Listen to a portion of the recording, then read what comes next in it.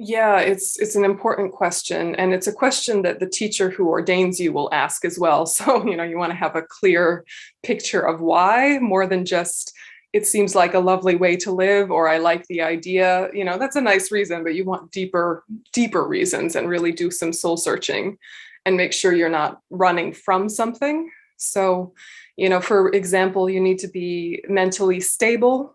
Like everyone's a little bit mentally unstable some days, but, stable enough to have independence, basically. And for your physical health, you need to have a healthy enough body for independence. If after you're ordained, you become mentally ill or physically unwell, the community will look after you, but you don't want to enter into the community already needing a lot of support, because it's hard for you to then learn monastic life and to be of benefit to the community if you're just trying to get basic needs met. So you need to be healthy, mentally and physically healthy.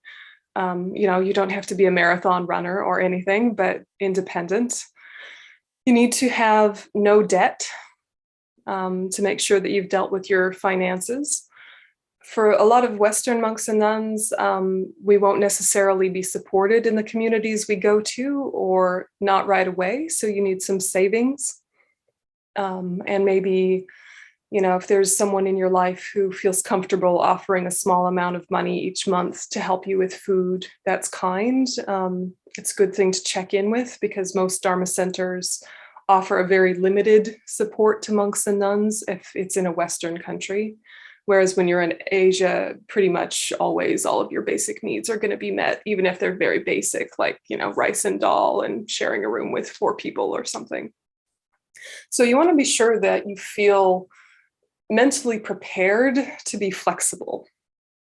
To be really flexible, whatever accommodation, whatever food, to not be too particular, to not be too specific about your needs. It's fair enough to be looked after, but to not be tight and say, oh no, I don't eat that, because it's a preference. So it's really looking at, do I have the flexibility of mind to live in community, to respect a hierarchical system where there's some authority figures who I may or may not think deserve that position?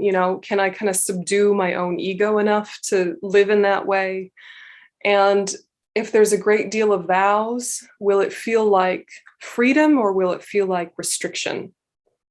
And that's the deep questions to ask ourselves. Is sacrificing family life, or is it freedom from family life? How does it feel? And sometimes it feels like one or the other, and they take turns, but to really ask, if I want to become enlightened for the benefit of all sentient beings, will I be able to do that quicker as a monastic, or will I suffer from lack of family support, like emotional support and companionship and that kind of stuff? Will I really suffer from that? Because even though we live in community, we're very much alone with our own path. So those kind of deep questions of how would I be in this different context, where there's not someone to check in with, there's not somebody who's checking on us, that we're really alone with our thoughts. And, it's nice to be around other people also practicing, but they're not going to check on you. So those are things to consider.